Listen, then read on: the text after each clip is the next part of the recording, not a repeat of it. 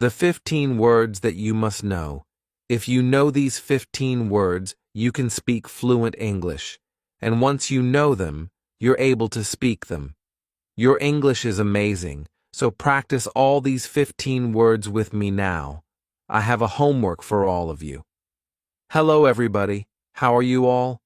Hope you're doing great. So, welcome back to another session of learning English, improving your English, and speaking skills. Well, today's lesson is going to be another awesome lesson, because today I'm going to tell you about these 15 words that you must know to speak fluent English. So, if you know these words, if you know them, your English will become amazing, and you will be able to speak fluent English. Why? Because we need words to speak in English. Now, today I have included such words which are used in a lot of spoken English.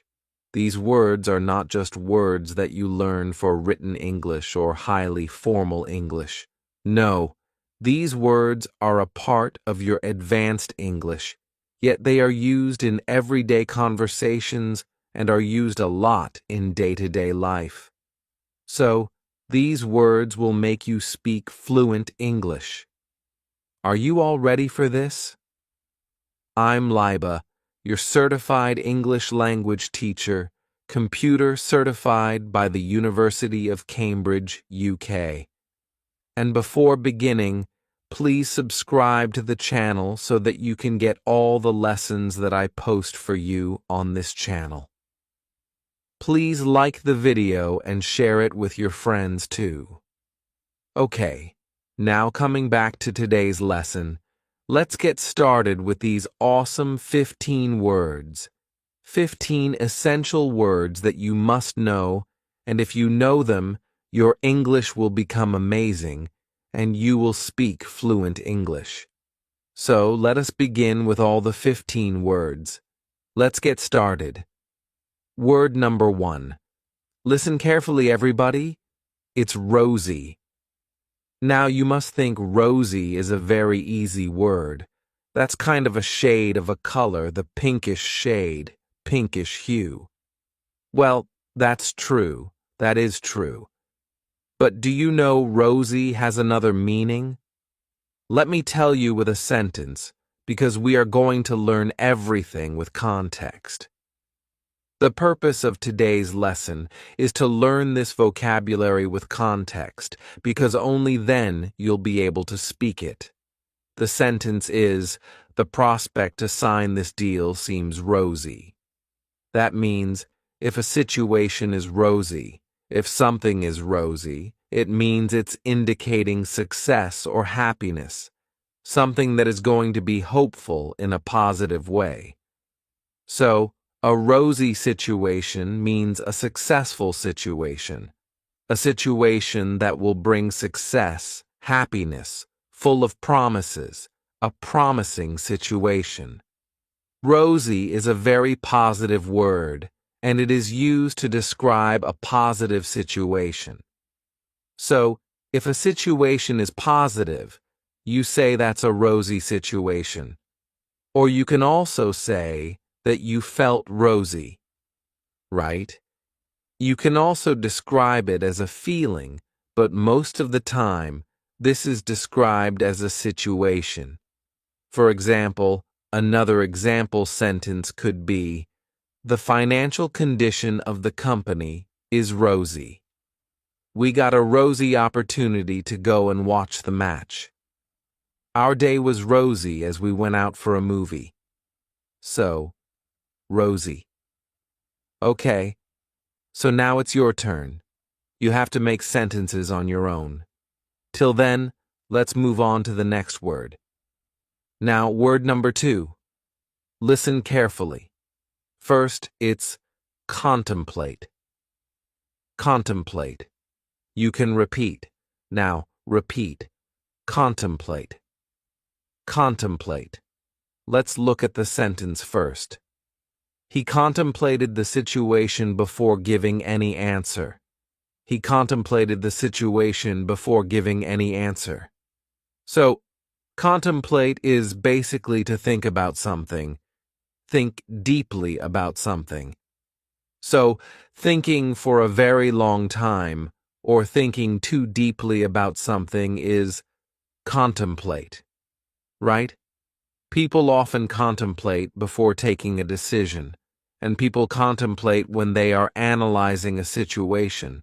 That means they're thinking too deeply about a situation, thinking about something for a long time, being very thoughtful in your decision or something. Another sentence could be, she contemplates her future too often. That means she constantly thinks too deeply about her future all the time. I think that happens with all the teenagers and everyone who's growing up. I think normally that happens with people, right? So, a word with context. To contemplate a situation is to think too deeply about a situation or think too deeply about something for a very long time. Now, word number 3. Listen carefully, everybody. It's delusion. Delusion. Now, repeat for pronunciation, delusion. Once again, delusion. That's absolutely amazing. Now, delusion, I think that is something you're familiar with. We hear it a lot. You need to come out of your delusion and accept the reality. You need to come out of your delusion and accept the reality.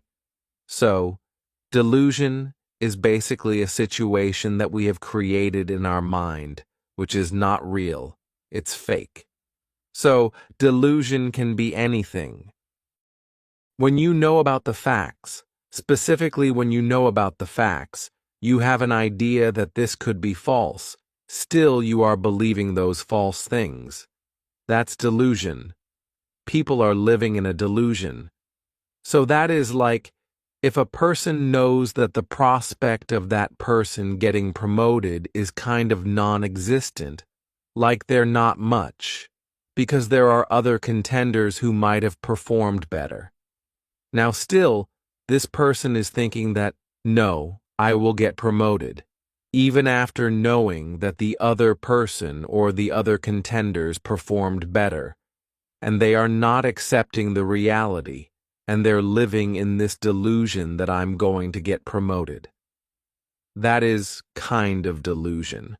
That you know about the facts, still, you want to live in that fantasy or the fake world that you have created. That is delusion. So, yeah, you can use this word now correctly. That is delusion. Another sentence could be, he's being delusional to think that he will get promoted. He's being delusional to think that he will get promoted. So, delusional is basically kind of an adjective you're using, and delusion is the noun. Same word, but different versions. So we know that we can use a word in many different ways. Delusion, delusional, when you don't want to accept the reality. So that is the word. Now, word number 4. Listen carefully, everybody. Blemish. Repeat after me. Blemish. Yes, once again, blemish. Excellent. Now, blemish. For that, you need to hear the sentence. There was no blemish on her beautiful white dress. There was no blemish on her beautiful white dress. Now, blemish on a white dress means a mark or a spot. So, blemish is basically to spoil an appearance by a spot, or a mark that spoils the appearance of something. So a blemish can be the spot of an ink on the white dress. It can be the spot of something that you eat, or it might have fallen down. So, there was no blemish on her beautiful white dress means it was not spoiled, without any mark, without any spot. So, blemish is like a spot in the appearance. Blemish is also used for situations. For example, a particular situation is spoiled by a particular action. You can say it's blemished. That means everything was so good, everything was going so well, then something happened, and that was a blemish in the whole event or the whole situation. For example, everything is going good. You might be taking a decision for a project, and suddenly one of the team members who is performing really well and giving ideas is changed and replaced by somebody else.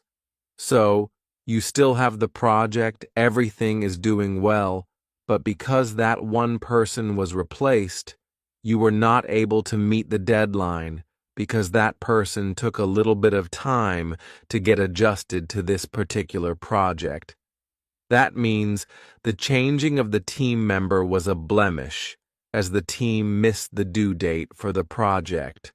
So that is how you're forming the sentences for the word blemish. So it's a word that you can use anytime you want to refer to a situation. Or, if you want to talk about the appearance, the clothes, use the word blemish. Word number 5. Listen carefully, everybody, and that is fiasco. Fiasco. Now, fiasco. This word is kind of popular these days. When you speak English, you'll hear it a lot in spoken English. Repeat after me, fiasco. F-I-A-S-C-O. Okay, what is the meaning of fiasco? Let's listen to the sentence first. The whole meeting ended up in a fiasco. The whole meeting ended up in a fiasco. So, fiasco is basically a kind of disaster. Not a natural disaster, obviously, but a disaster means kind of a very bad situation. Something that is ending up in a bad situation or not as expected. You can say it's kind of a mess. You know when you want to say that this situation is such a mess that you're not able to understand what is happening or what happened, and it's a complete failure, as you can see. So, the whole meeting ended up in a fiasco, maybe because people were not able to take a decision. There were so many conflicting ideas that the meeting ended up in an argument, and no result. That means it's a fiasco, right? A complete failure, a disaster of a situation. So, it's used a lot in business English. It's used a lot to describe a situation, anything that is happening. And if you want to describe it, use the word fiasco. Fiasco is always used in reference to a situation, a particular happening. Another example could be, the party turned into a fiasco because two people started arguing. The party turned into a fiasco because two people started arguing. So, fiasco is like, everything was going great, and then suddenly everything went downhill. Everything was a mess. So, fiasco. Next word. Word number 6. Listen carefully, everybody. It's an easy word. Root. Root. Now, root is very easy. It's simple. Root is basically the base of any plant, right? The long roots that go inside the land, the soil, and that helps a plant grow. That is the meaning of root. But root has another meaning in conversational English. Root also means the cause of something, specifically the cause of any problematic situation, the cause of any problem, why something is happening. And there is also a particular phrase known as root cause. So, root is basically when you want to find out what has actually led to a particular situation, the beginning of something, where everything began from what was the cause, the reason, that is root. For example, we need to find the root cause of the delay immediately. Let's organize a meeting to discuss the root of this particular issue. So, root of the issue means the cause of the issue, what is basically causing this particular issue. Root cause is a phrase that we use a lot, and root means the base or the cause of a particular issue, situation, or problem. Word number 7. Listen carefully, everybody. Word number 7 is exaggerate. Exaggerate. Now, repeat after me. Exaggerate. Exaggerate. Remember, there is a double G in the spelling, but we do not say G, right? Exaggerate. Exaggerate. Excellent. Now, what is exaggerate? Do not exaggerate the situation by adding unnecessary details. Do not exaggerate the situation by adding unnecessary details. Sales exaggerate. So, exaggerate is basically to make it seem larger than reality, kind of magnify the thing. For example, you bought something, and you're going to exaggerate the price of that particular thing. I bought it for this and that. I bought it from here and that. So that is kind of exaggerating the thing. You get to attend an event, and you tell details about it that were not true, and you're exaggerating. That means you're adding something which is more than what the event was. That means you're exaggerating. You're making it seem larger than the reality, in reality, what it was. For example, a very basic example could be that you stayed in a 3-star hotel on your vacation and you made it sound like a 5-star hotel. Or you're telling everybody that you stayed in a 5-star hotel. It's like exaggerating the thing, kind of exaggerating things. So, the basic example could be that exaggerate is to just add on details and make things so magnificent. In reality, they are not that magnificent, or you make them larger than reality. Another example could be, stop exaggerating about the party that you attended, or stop exaggerating the details of this project. Next word, word number 8. Word number 8 is, listen carefully, everybody, euphoria. Euphoria. Repeat after me, euphoria. Once again, euphoria. Now, euphoria. The team felt a sense of euphoria after winning the match. Yes, euphoria is basically to feel extremely happy about something. When you are extremely happy, it's a sense of happiness, a sense of achievement, excitement for something, a particular situation, and it arises due to a particular situation. And that is kind of like shli, perhaps meant assesly or shali. For example, the students were euphoric to know their results. My friend was caught up in euphoria after getting admission into her dream college. So, euphoria is basically that sense of extreme happiness that you experience because you've achieved something great. So, it produces from a moment of greatness. For example, winning a match is basically a big deal. Getting admission into your dream college is a big deal. Getting great results after an exam is a big deal. So all these situations can be described as euphoric situations, where you experience extreme happiness, a feeling of being elated, like feeling like you're at the top of the world. That kind of feeling, that is euphoria. Word number 9. Listen to it carefully, everybody. Futile. Futile. Now repeat after me. Futile. Futile. Futile. All her efforts to make the project were futile as it rained heavily the next day. So, all her efforts to make a great science project were futile because it rained heavily the next day. Futile means useless. Futile means that whatever you have done, it's useless, not of any use, kind of went in vain, where everything was useless, not purposeful. So, futile, your efforts for this project will become futile if you do not add more members to your team. That means use less.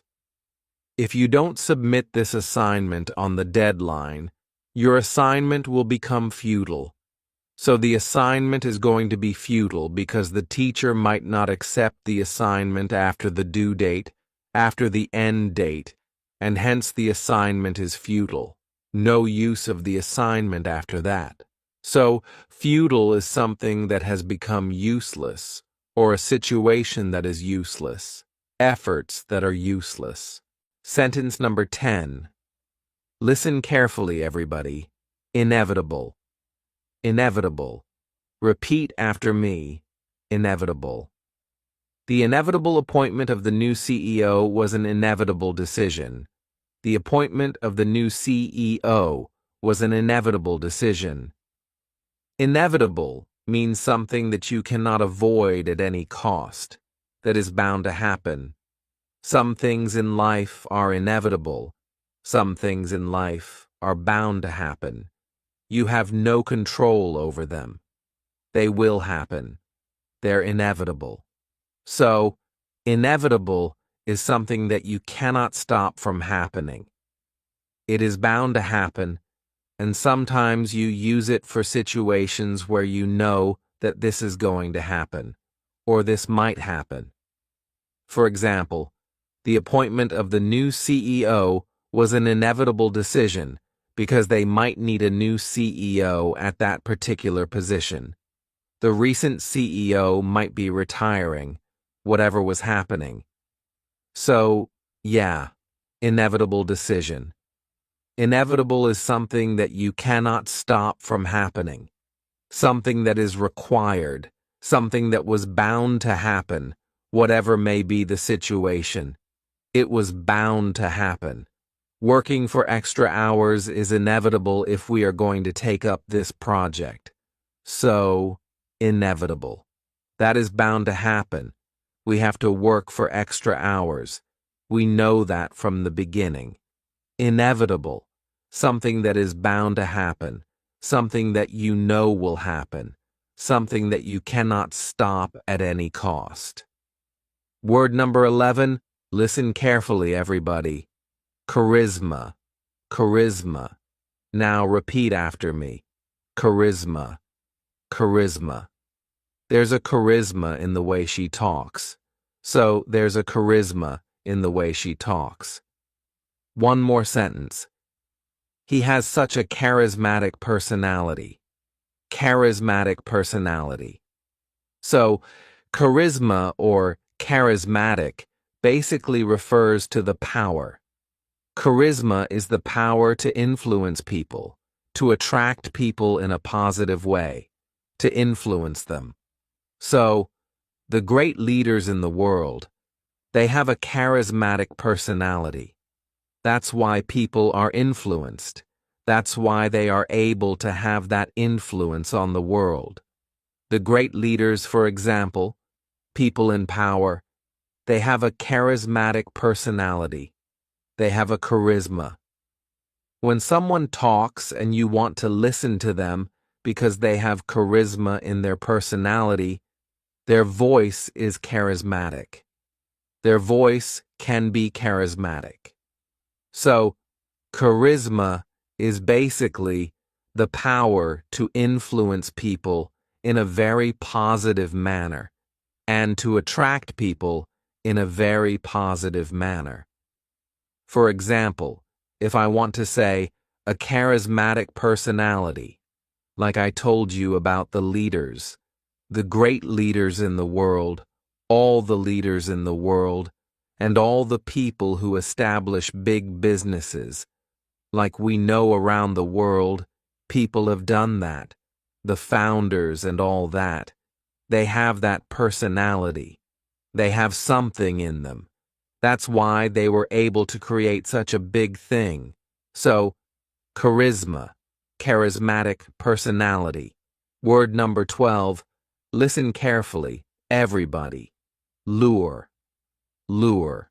Now, repeat after me, lure, L-U-R-E. Now, lure. She was lured into accepting the job due to a high salary package.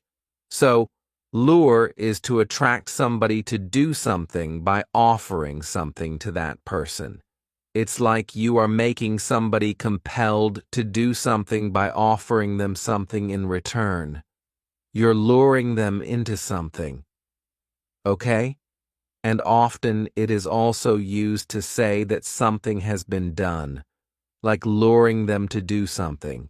For example, if you want something, for example, maybe your friend has a good assignment, and you lure your friend to help you with the assignment. So that is something that you can say. So, lure is to attract somebody to do something for you, and you offer them something in return. Kind of a deal, as you can say. But not up front. Like in the front, you can't say that it's particularly a deal, but kind of a deal if you think about it.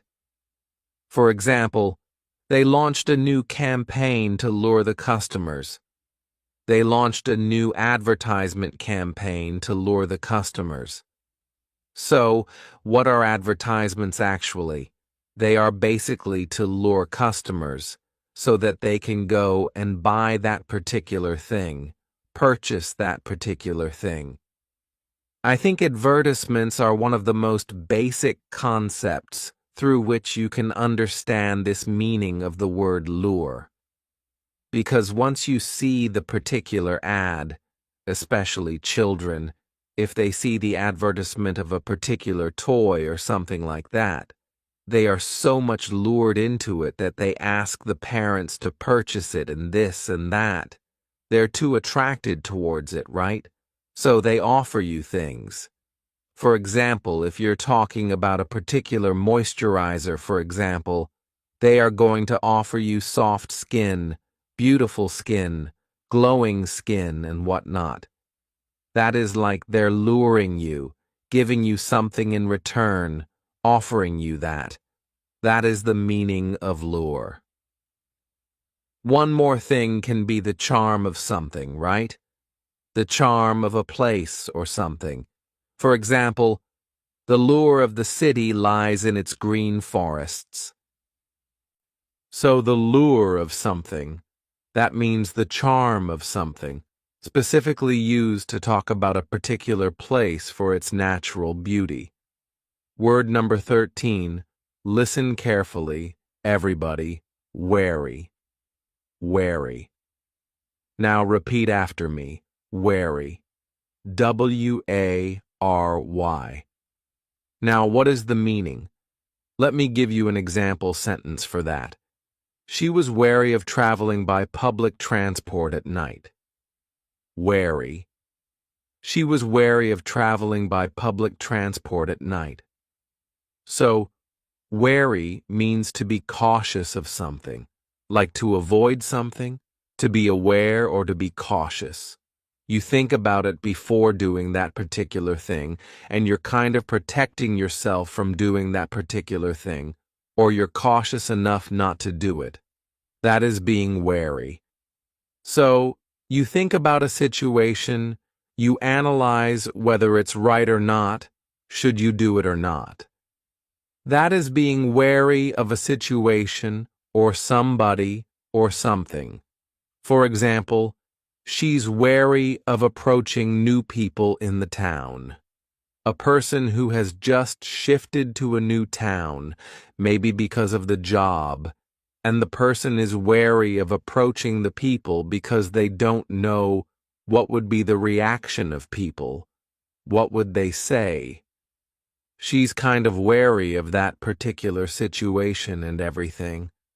You can also say it's like you do not trust a situation or trust somebody completely, so you're being wary.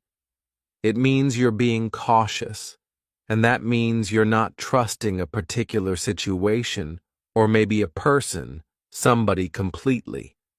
For example, you should be wary of the strangers who offer you something to eat. That is kind of a saying that goes around, kind of a proverb. So, be wary of the strangers who offer you something to eat, a proverb that we teach to children for their safety. So, wary is to be cautious about something, not to trust anybody.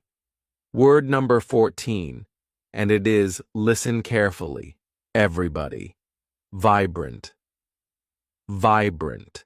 Now, repeat after me. Vibrant. Vibrant.